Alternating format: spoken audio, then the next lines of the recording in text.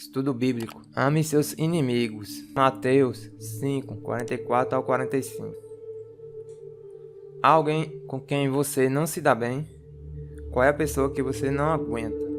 Quem você acha que é uma ameaça para você e sua sociedade? Esse é seu inimigo, e Jesus ordenou que você o ame. Veja o que diz em Mateus 5, 44 ao 45. Mas eu digo, amem os seus inimigos e orem por aqueles que os perseguem, para que vocês venham a ser filhos de seu Pai, que está nos céus. Porque ele faz raiar o seu sol sobre os maus e os bons, e derrama chuva sobre justos e injustos. Os judeus tinham a mesma tradição que o resto do mundo, amar quem nos ama de volta e odiar os inimigos. Mas Jesus disse que isso não é suficiente para quem ama a Deus. Até pessoas ruins amam quem os ama de volta. Seguir Jesus implica amar também os inimigos. Mas que loucura é essa? Você poderá pensar, né? Como podemos amar quem nos maltrata e nos faz sentir ameaçados?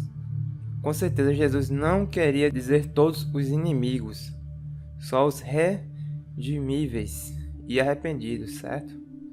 A ideia de amar os inimigos provoca um sentimento natural de repulsa. Não queremos. No entanto, quando olhamos para os cristãos em outras partes do mundo que sofrem verdadeiras perseguições por causa de sua fé, descobrimos que muitos oram por seus perseguidores e desejam compartilhar o evangelho com eles. As crueldades que sofrem não diminuem seu amor pelos inimigos. Por quê? Porque veem como Jesus os vê. Em um modelo de ódio e medo, essa é uma visão radical que pode transformar tudo. Nós éramos inimigos de Deus. O pecado nos torna a todos inimigos de Deus. Todos nós merecemos a ira e o castigo de Deus por causa de nossos erros, mas mesmo assim Deus nos ama. Ele não se alegra com a vingança, mas sim com o perdão. Veja o que diz em Ezequiel 18:32. Pois não me agrada a morte de ninguém.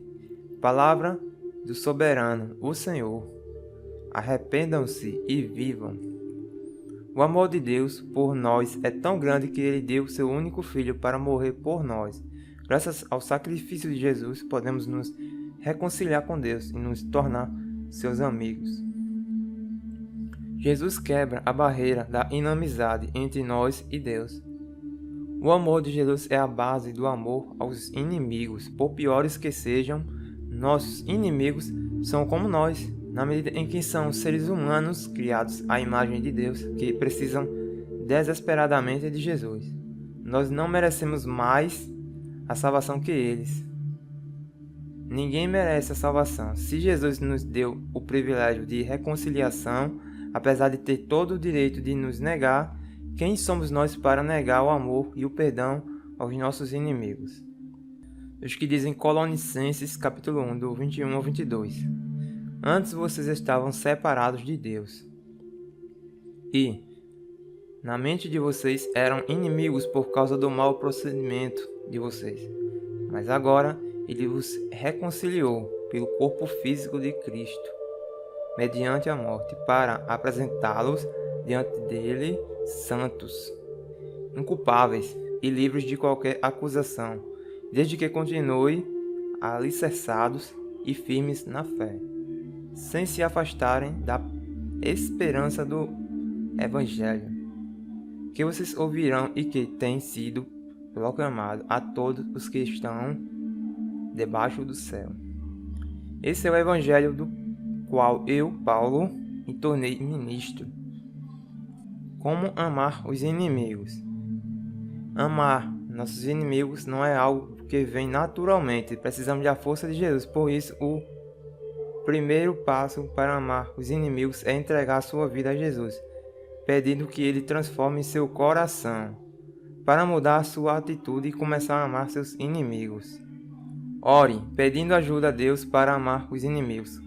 Ore pelos seus inimigos, para que reconheçam Jesus e possa haver reconciliação. Lembre-se que seus inimigos são pessoas como você, com virtudes e defeitos. Antes de atirar a primeira pedra, reflita se você nunca cometeu um pecado parecido. Pense, se essa pessoa fosse você, como você gostaria que Deus lhe tratasse? Lembre-se que Deus ama esses inimigos tanto quanto ama você, infinitamente. Não procure se vingar, ofereça ou peça perdão aos seus inimigos. Pense em formas como você pode abençoar seus inimigos e lhe mostrar o amor de Deus. Lembre-se que seu verdadeiro inimigo é o diabo, não um ser humano. Pode levar tempo, mas não desista. Amar os inimigos é um testemunho poderoso. Estevão, o primeiro mártir cristão, orou por seus inimigos enquanto o matavam. Deus ouviu sua oração e, mais tarde, um de seus inimigos se converteu. Esse homem se chamava Paulo e ele se tornou um grande missionário e escreveu metade dos livros do Novo Testamento. A forma como você trata seus inimigos faz toda a diferença.